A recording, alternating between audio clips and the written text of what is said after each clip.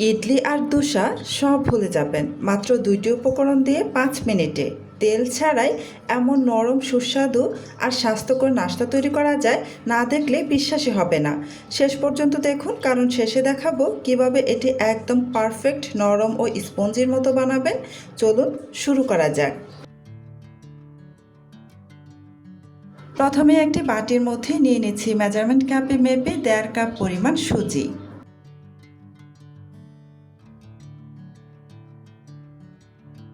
স্বাদ অনুসারে লবণ দিয়ে ভালো করে নেড়েচেড়ে সুজির সাথে লবণটাকে ভালো করে মিশিয়ে নিচ্ছি।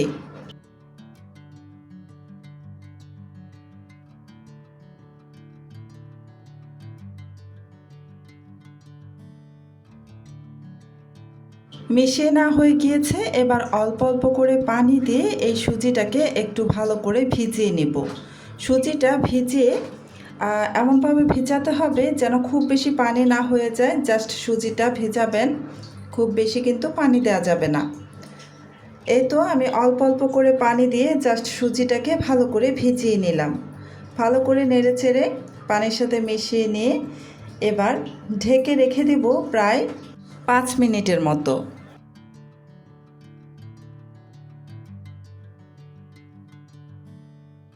5 মিনিট পর ঢাকাটা আমি সরিয়ে নিয়েছি। এবার একটু নেড়েচেড়ে দেখছি কি অবস্থা। সুজিটা কিন্তু বেশ ভালোভাবে সফট হয়ে গিয়েছে, মানে নরম হয়ে গিয়েছে। এবার এখানে দিয়ে দিচ্ছি 1 চা চামচের 3/1 ভাগ আস্ত সাদা জিরা, দিয়ে দিচ্ছি একটি বড় সাইজের পেঁয়াজ কুচি, 2টি কাঁচামরিচ কুচি, ঝালটা আপনারা নিজেদের ইচ্ছে অনুযায়ী দিবেন, 1/2 চা চামচ পরিমাণ আদা কুচি, 2 টেবিল চামচ পরিমাণ ধনিয়া পাতা কুচি। এবার নাড়াচাড়া করে সুজির সাথে সমস্ত কিছু একসাথে ভালো করে মিশিয়ে নেব।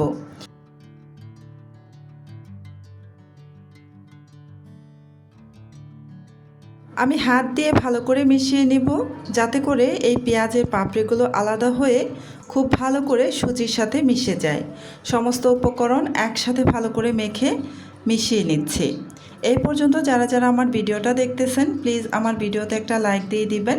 আর আমার চ্যানেলটি যদি আগে থেকেই সাবস্ক্রাইব করে দেওয়া না থাকে, প্লিজ আমার চ্যানেলটি সাবস্ক্রাইব করে পাশে থাকা বেল আইকনটি অন করে রাখবেন।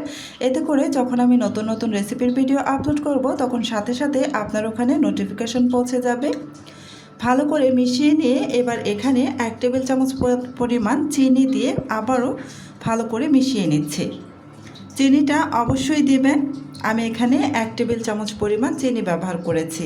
1.5 কাপ পরিমাণ সুজির জন্য 1 টেবিল চামচ পরিমাণ চিনি একদম পারফেক্ট। এবার 1/2 চা চামচের মতো বেকিং পাউডার দিয়ে আবারও মিশিয়ে নিচ্ছি। এই বেকিং পাউডারটা কিন্তু একদমই অপশনাল, তবে একটু বেশি সফট করে তৈরি করতে চাইলে অবশ্যই বেকিং পাউডারটা ব্যবহার করবেন।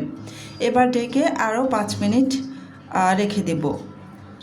5 মিনিট পর ঢাকাটা সরিয়ে নিলাম, আবার একটু নাড়াচাড়া করে নেব।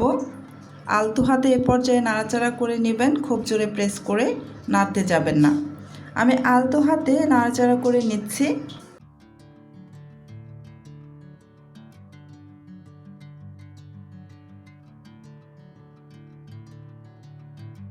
এবার একটি স্টিলের থালা নিয়ে নিয়েছি। এই থালার মধ্যে আমি সামান্য একটু তেল দিয়ে দিব।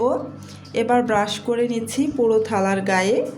তেলটাকে ভালো করে ব্রাশ করে নেবেন। এতে করে যখন এই নাস্তাটা ভাপাবেন, ভাপে নামানোর পর খুব সহজেই কিন্তু বের হয়ে আসবে, লেগে যাবে না।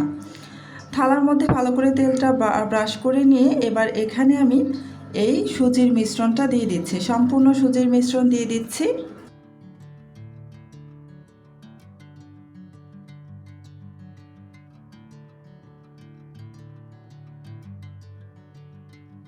উপর থেকে চামচের সাহায্যে সামান্য একটু সমান করে নিচ্ছি, যেন এবড়ো থেবড়ো না হয়, একদম সমান হয়। এবার চলে আসলাম চুলায়। আমি আগে থেকেই পানি বলক তুলে রেখে তার উপর একটা স্ট্রেনার বসিয়ে রেখেছিলাম। এর মধ্যে থালাটা বসিয়ে দিলাম। এবার ঢেকে রেখে দিব প্রায় 10 মিনিটের মতো। এতে করে এই নাস্তাটা খুব সুন্দরভাবে কিন্তু হয়ে যাবে। ফিরে আসছি 10 মিনিট পর।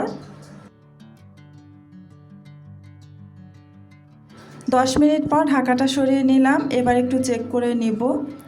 এটা হয়েছে কি না, ভেতর থেকে কাঁচা আছে কি না, নাকি একদম ভালো করে হয়েছে সেটা চেক করার জন্য একটি কাঠির সাহায্যে আমি চেক করে নিচ্ছি।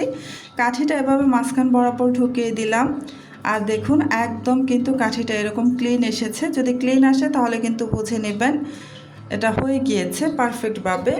তো নামিয়ে কিছুটা ঠান্ডা করে নিয়েছি। এবার একটি ছুরির সাহায্যে চারপাশ থেকে একটু ঘুরে আলতো হাতে এই যে এভাবে ছাড়িয়ে নিচ্ছি, এতে করে খুব সহজেই কিন্তু ছেড়ে আসবে।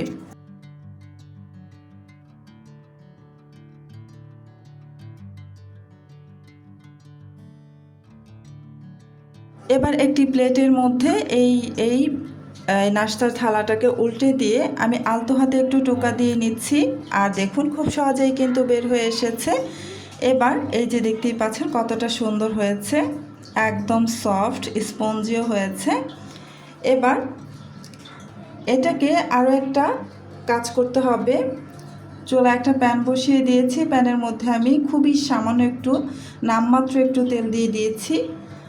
একটু টেস্ট বাড়ানোর জন্য আমি এটাকে একটু ভেজে নেব। তেলটাকে ভালো করে গরম করে নিয়ে এর মধ্যে আমি এই নাস্তাটা দিয়ে দিলাম, দিয়ে উল্টে পাল্টে কিন্তু দুই পাশে হালকা একটা কালার আসা পর্যন্ত ভেজে নেব। উপরি ভাগটা একটু মুচমুচে করে ভাজবো, আর ভেতরে থাকবে কিন্তু একদম স্পঞ্জি। তো এই যে এক পাশে কিন্তু খুব সুন্দর একটা কালার চলে এসেছে আর একটু মুচমুচেও হয়ে গিয়েছে। তো অপর পাশেও একটু ভেজে নেব। কিছুক্ষণ অপেক্ষা করছি। চুলার আঁচ কিন্তু মিডিয়ামে রেখে কিন্তু ভাজতে হবে, খুব বেশি আঁচে দিয়ে কিন্তু ভাজা যাবে না। তো এভাবেই আমি দুই পাশে কিন্তু হালকা কালার আসা পর্যন্ত ভেজে নিয়েছি। এভাবে যদি এই নাস্তাটা ভেজে নেন তাহলে কিন্তু এর টেস্ট দ্বিগুণ পরিমাণে বেড়ে যায়। এই তো আমি নাস্তাটা ভেজে নামিয়ে নিয়েছি। এই নাস্তাটা টমেটো সসের সাথে খেতে কিন্তু দুর্দান্ত লাগে, আর শুধু মুখেও কিন্তু খেতে ভীষণ ভালো হয়। তো এই নাস্তাটাকে গরম গরম অবশ্যই পরিবেশন করবেন। গরম থাকা অবস্থায় যদি পরিবেশন করেন তাহলে কিন্তু খেতে ভীষণ ভালো লাগে। তো আমি আপনাদের একটু কেটে দেখিয়ে দিচ্ছি ভেতরে কেমন হয়েছে। দেখলেন তো, মাত্র 2টি উপকরণ দিয়ে কত সহজে তৈরি হয়ে গেল দারুণ একটি স্বাস্থ্যকর নাস্তা। রেসিপিটি ভালো লাগলে একটি লাইক দিন, আপনার মতামত কমেন্টে জানান, আর এমন সহজ ও নতুন নতুন রেসিপি পেতে চ্যানেলটি সাবস্ক্রাইব করে পাশে থাকা বেল আইকনটি অন করে রাখুন। দেখা হবে পরের নতুন রেসিপিতে। আল্লাহ হাফেজ।